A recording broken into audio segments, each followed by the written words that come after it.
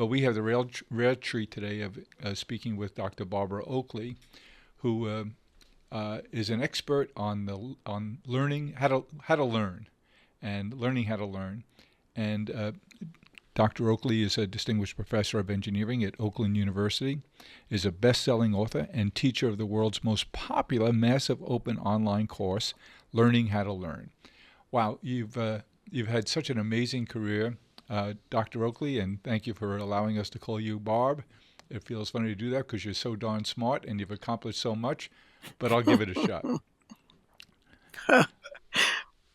Thank you for having me here. It's a real pleasure. And sometimes I want to turn around and just look behind me because I'm like, aren't you speaking to someone else? Because, I'm pretty ordinary, but it also shows that ordinary people can do things that turn out to be extraordinary. Well, the extraordinary things that you've done in terms of learning about learning and teaching others is something that Dr. George's, our friend George's, taught me a lot about in the last several years. And understanding how the brain works, which you certainly do, and so many of the concepts you talk about just resonate with us in the work that you've done. Give our community a little sense of your very unusual career path. How old were you when you enlisted in the Army? So I was 17 when I enlisted in the Army to go to the Defense Language Institute because I thought, oh, I hate math and science. I hate it. So I would like to just learn a language. I think I can maybe learn a language. And I ended up, at age 26, I learned a language really well. I learned Russian, but all my friends were getting these great job offers because they were West Point engineers, but nobody wanted my Slavic languages and literature skills. So that's when I began to think, well, maybe I should rethink this idea that I don't like math and science because there's some pretty interesting looking opportunities there. When you wrote your book, Teaching Teachers How to Teach, you emphasized the use of a metaphor. Would you take us back to the use of a metaphor in the two different learning centers and how that builds upon previous knowledge, if you would? When you're first trying to grasp difficult information, a metaphor can help you use your prior knowledge to build new neural pathways in an easier way. For example, if I'm teaching about the concept of electrical current flow, if I use the simple concept of the flow of water, current of water, that can help you metaphorically to grasp this new idea, which is actually quite a simple idea if you use the metaphor. So what metaphors do is they allow you to use prior knowledge to build new information really quickly. And also, it's a lot of fun. And you can use generative AI to help you with great new metaphors, which I love Oh, to good. do. We didn't wait too long to get to AI. The example you use of using AI to be your co-creator, I think explodes for a lot of people fear and concern about and trepidation about using AI and what it's going to do to the way we operate and certainly the way we learn and teach. So Ethan Mullick used this idea of co-creation in his teaching about how to work with AI, and I think it's a great way of thinking about it. In other words, you don't have to come up with everything yourself. You can use generative AI to help you come up with new New ideas, metaphors, in fact. new metaphors, in fact. But if you don't have the foundational knowledge within your own brain, you can go astray. And here's a perfect example of that. I was teaching in Finland, and they explained to me that they were having problems with their nursing students. Why?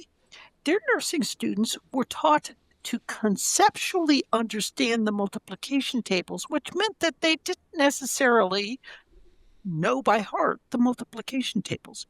So if I say to you, 12 times 12 is 298, something inside you kind of Ding, ding, goes, ding. no, it's not. But it doesn't happen for someone who has not internalized that multiplication table.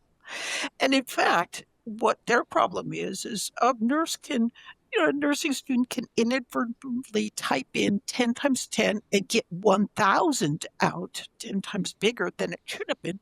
And nothing internally says, this could maybe kill my patient. So if you were to think critically in this day and age of AI, the foundational idea is that you must have information in your own brain to be able to think about what you're getting from AI. So, we're being told you can always look it up. In some cases, that's true. But if you don't have that internal knowledge instilled within You don't know where to you're probe. going to be headed for trouble. Exactly. So then I went out and worked on Soviet trawlers up at the Bering Sea, which I have lots of great drinking stories from there. And then I went down, it was just one of those things. There was a opening at the South Pole station for a radio operator. So I went to the South Pole, and that's where I met my husband. So I always say I had to go to the end of the earth to meet Was he that worth wonderful man. He was more than worth it. That was 41 years ago. And the smartest thing I ever did was say yes when he asked. So, and then I went on, I got my master's, my PhD, and an opening came up at Oakland University. Which is not in Oakland, California, but Oakland, Michigan. Thank you. That's exactly right. And so I ended up, I'm a distinguished professor of engineering now, which always kind of makes me chuckle, given my early aversion to math, lack of desire. Yes. Using another metaphor, the octopus of the brain. Yes. So that, in essence, relates to your working memory capacity. It's this little temporary holding space that you have when you're first getting information into your brain. You can hold, generally, they say, about 4 pieces of information. And I like to model that as an octopus, or more like a quadrupus that has 4 arms that grab this information and kind of stuff it back towards your hippocampus.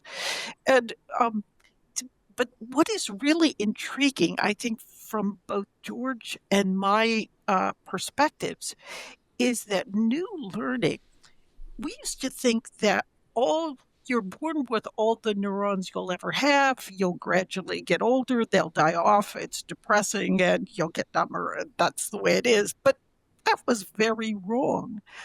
As it turns out, you're having new neurons are being born in your brain every day, around 1,400 new neurons. I've never heard that before. Those new neurons survive, thrive, and grow when you are learning something, because it's like a trellis. Mm-hmm. If you're learning something new, they have to hook in to help you with that learning. But those new neurons have special qualities. Number one, they help you, surprisingly, deal with PTSD, in that they insert themselves into the lattice and they help you forget. And forgetting is really an important part of the recovery process. But also, new neurons have other special qualities. They help you feel better. There's other things they're doing. So what both George and I are doing with, trying to reach out to people and help them kind of through difficult situations, is to encourage new learning, because it has really great effects on how good you feel. When it comes to ADHD, well, one interesting phenomenon that people often don't know about is that studies of the brain in young people who are of different socioeconomic status, like high versus low, they show one really important difference. And that is that default mode network is actually more strongly connected to the salience network, the singular opercular network, which it kind of is like the part of you that says, is this important or is this not important? The fact that these two networks are connected means that someone who is like going to school, they can't really pay attention to the teacher and focus on the teacher very effectively because there's something inside them that's kind of going, hey, well, I was thinking about this other thing the other day. They've got this internal disruptor. So this is where, people don't like to get medications for kids. But if you truly have ADHD, this medication, the various medications for ADHD can actually help to separate those two different networks and help students so they can focus better and achieve more. But more than that, what they find with ADHD is those with this syndrome often have lower amounts of dopamine that are produced by the dopamine neurons in their brains. And so what this means is it's really hard for them to focus. They fall out of focus, but they do have a secret superpower. And that is that when they do get interested themselves, they're not told to be interested by a teacher, but they are themselves interested, they can hyper focus. They can focus even more effectively than a neurotypical individual. And so this perhaps is part of why Santiago Ramon y Cajal, who was this terrible student who clearly had extreme symptoms of ADHD, could go on to win the Nobel Prize and become the father of modern neuroscience. But then I can prattle on about those on the autistic spectrum and those with dyslexia, should you desire me to continue to prattle on. Do prattle. Okay. So those two different learning systems that I mentioned. So one of them is the system of habits. The other is how we learn sort of declaratively through explanation.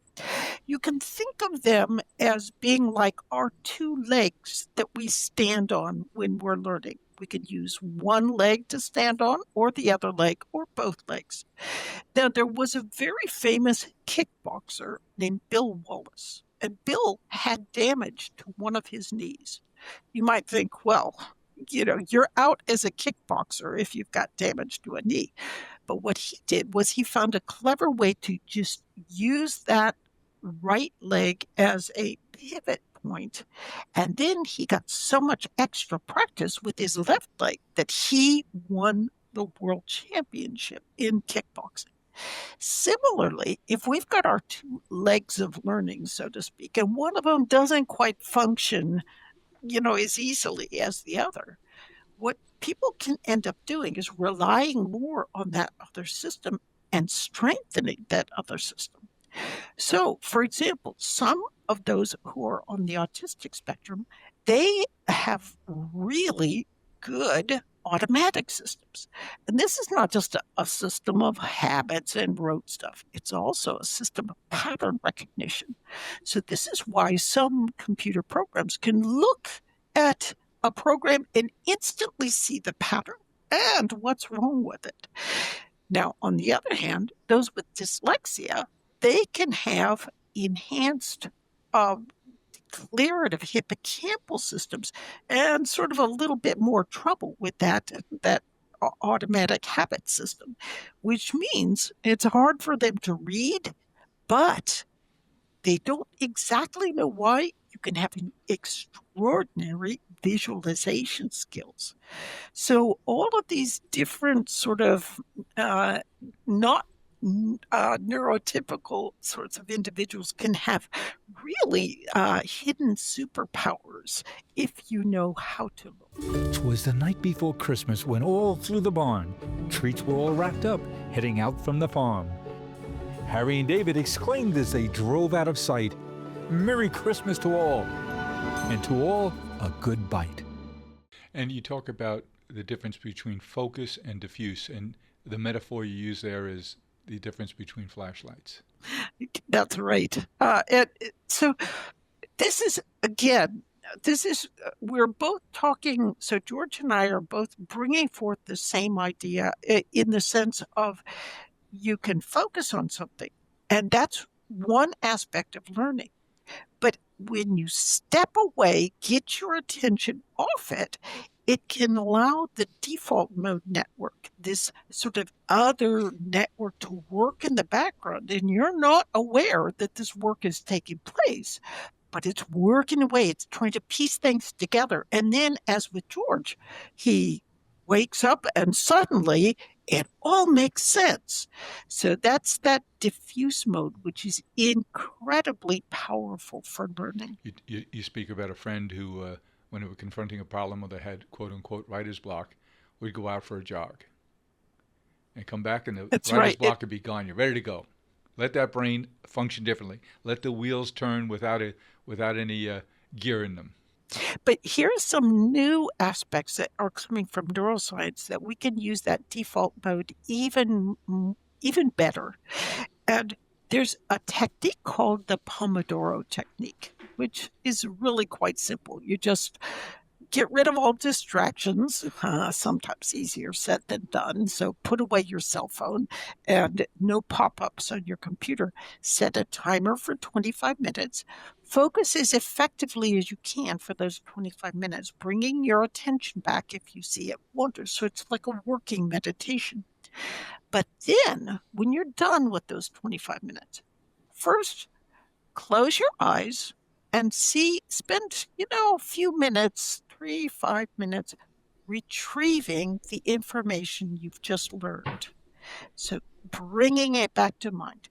Then spend the last 2 to 3 minutes doing nothing. I mean, you can make a cup of tea if you want, but do not pick up your cell phone, because if you pick up your cell phone, you're back in focus mode and you begin overwriting what you just learned.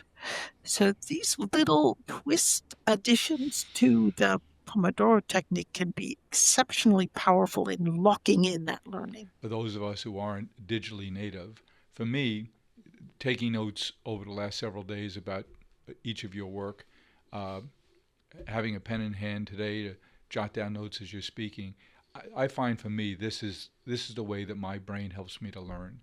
If I went to class and took good notes, I knew the subject, and I never have to go back to the text. I just go back to my notes. Tell me what relationship the spatial function of writing has on how the brain learns and retains. So what happens is when you are writing, the brain has to synthesize and neurally encode what you're hearing. And what I mean by that is, if I just sat there and typed directly the words you are saying, it would sort of like go into my ears, out the fingers, and I'm not doing any neural processing. But if I was writing the key ideas down that I'm learning, I have to kind of grapple with them internally. Really, my hippocampus is kind of working with it, and my working memory, and I'm trying to crystallize the essence of the ideas. And this harder working on the material is part of what helps you to remember it. Now, some people have they're preternaturally good memories. So all it takes for them is to write something down, and then they can remember it. I wish I was like this. I am not, actually. You actually claim to be a slow learner. I don't buy it for a minute. I am a very slow. Oh, but let's look at a typical student taking engineering. They typically take 4 classes. I could only take 3. Because it really took me, and I remember my friend going through the doctoral program. He's like, yeah, it took me 2 hours to do this homework in this, class on electromagnetic radiation. I'm like, it took me all weekend to figure out the homework on this thing. So I'm really not making things up. It's just that when I really try to get the key ideas in, I'm slower than other people. But for example, Friedrich Hayek, the great economist, he said, I was a really slow learner. I had to stumble, and my friends were all these geniuses. They'd race past me. But because he wasn't able to race, he actually saw problems with the theories that had been presented to him that his compadres completely missed. So slower learning can actually be of value. Well, take it down to parents of young children. It sounds to me like your suggestion, that your conversation with those parents are that they should be looking for the differences in their kids and how there are different learning techniques and there are different challenges. But as in both of the cases that you've cited in your own lives, a difference can become a real superpower. But it seems like the challenge to young parents and teachers, young and old, is to understand that there's not just one pathway. And your job not only is to teach a subject, but find ways to teach your kids or your students how to learn, and that it's not a straight path and it's not going to be the same for everybody. And also, though, sometimes the obvious, easy path forward is not necessarily the best path to take. And I can give an example of this. So our two daughters are very verbally inclined, shall we say. But in this increasingly technological age, I wanted them to feel comfortable in the world of math and science. So I put them in a math prep training program called Kumon Mathematics, which was developed by a Japanese educator, a mathematician. And this involves 20 minutes of extra He practice didn't a day, invent most Bitcoin on the days. side, did he? No. But what he did invent to me was enormously powerful, because it was a way to educators who don't know better don't realize that this is a very clever mechanism. If you lay out the teaching of mathematics well, you can get a sense of the patterns of math. So I put both of our daughters in this program for 10 years. It's like 20 minutes of extra math practice most days. Our older daughter was like the perfect child. Mommy, may I do my Kumon mathematics now? But then our younger daughter was absolutely the opposite. She's an artist, and she's a good one. And she wanted nothing to do with math. And I just felt like, I really don't care. I am asking her to do 20 minutes extra a day and I'm a good mom. I don't, I give them plenty of free time. They get to do it. That's my only thing that I'm like a tiger mom with only one paw. And that with my younger daughter, it was like pushing a rope for a decade there. Every day she's, I don't want to do this. And I'm like, I don't care. You're going to do it. And so then she went out. She got her undergraduate degree in art. She's very proud of herself, goes out in the working world, and suddenly sees it's really hard to make it as an artist, although she loves what she studied. So she went back, got her master's degree in statistics, and I happened to run into the son of her graduate advisor, who she wrote research papers with when I was in Vietnam. And he said, Barb, I just don't understand it, because my father usually never picks students who have been reared through the American school system because they don't have a feel for numbers. What was different about your daughter? And I'm like, 10 years of Kumon mathematics. That was the. And now she has a terrific job. She loves it, and she's like, well, Mom, why didn't you do the same thing with also insisting that we learn a musical instrument? And I'm like, you can't win for losing. But so sometimes that idea of well, let the child guide everything, is not necessarily always the best path. Speaking of teaching, I'd love to hear from each of you. You both taught large communities. Barbara, you teach the largest online course in the world right now. And I heard you talk about the difference in what you can afford to do in terms of materials, prep time, and what goes into those large audience classes, MOOCs. And it just rang a bell for me. Oh my goodness, yes, you can afford to develop better materials and put more time into it because you can amortize it over so much larger an audience. Tell us the impact you think these MOOCs and other things like it will have on us and our education going forward. I think that these massive open online courses, in some sense, lift all boats, and they do so around the world. So I am deeply biased. I think Coursera, the platform and the company that puts out these, is doing some really extraordinary things because you've never had a platform or a group before where all these different universities from all over the world can actually see what other universities are teaching and how they're teaching it. And not only universities, but you can also see what's going on in business. How is Google, what kind of requirements is Google asking of people when they're wanting to go and work for Google? How does that relate to what you're learning at a university level? It's like all these different entities can now interact and learn from one another. And, I hate to say it, but one of the hardest things to do at a university is not teaching the students and getting them upskilled. It's getting the professors to upskill themselves. And with what's going on nowadays, actually professors can, get that little nudge that they sometimes need to keep themselves upskilled so they can be teaching students appropriately. And do you probably, after you read at that pace, you probably know the subject matter quite well. Well, that is so interesting because Steven Spielberg says that his own dyslexia caused him to read much more slowly. And his journalism teacher, incidentally, never realized that. He just thought, he's the slower student in my class. Here he's got Steven Spielberg in his class and didn't recognize it.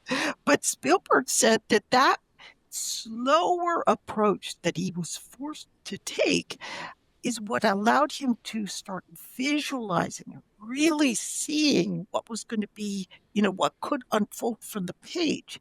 So what has, quantify that for us, what has the drop in IQ rates been over what period of time? It's been from 3 to 8 points per decade in Western-oriented countries that have adopted constructivist, that is more or less student-centered approaches to learning. So these approaches, so part of my research also involves pathological altruism. I've published in the Proceedings of the National Academy of Sciences, Oxford University Press, edited volume on the topic.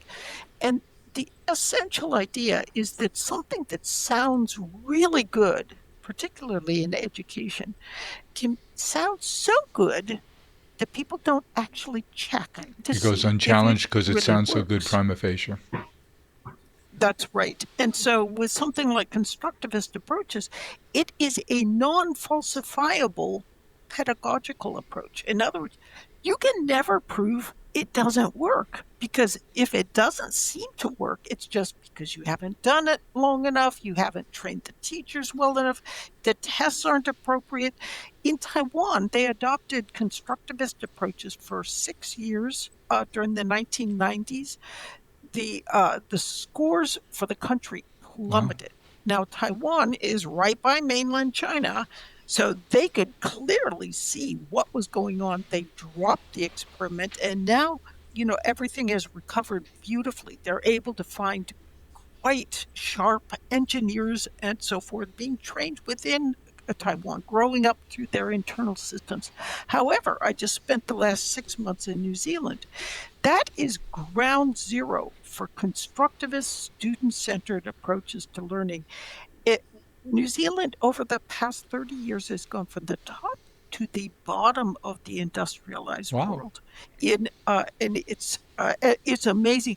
But there is hope. And the hope is? Because the hope is, if you look at what England has done, Nick Gibb, their Minister of Schools, spent 10 years working with a wonderful cadre of people to basically get rid of these kinds of approaches that are actually not Science-based. proven by evidence. Exactly.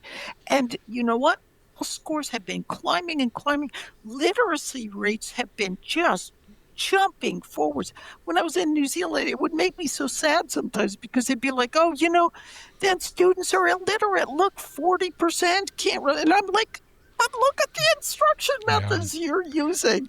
And they're kind of like, they want to fix the problem in students that are already having the problem instead of going into the system and just helping teachers get the right training instead of looking towards methods of the past from 50, 100 years ago, looking at what we now know from neuroscience. And that's what Nick Gibb has done in England, and that's what we can be doing in the U.S. Well, as a scientist of education and the science of education, there's so much we all have to learn from the two of you, and I've learned a whole lot today. I know as a slow learner, I have to take some time to digest what I've learned from each of you today. Dr. George Everly, thank you for joining me today and for this wonderful discussion with Dr. Barbara Oakley from the Oakland University, not in California, but very proud to be a Michiganer, especially with the football season off to such a good start. Thanks so much. Wonderful indeed. Conversation. I suspect I'll be twisting your arms to do it again soon. Thank you. Oh, it's a pleasure. Thank you. Thank you.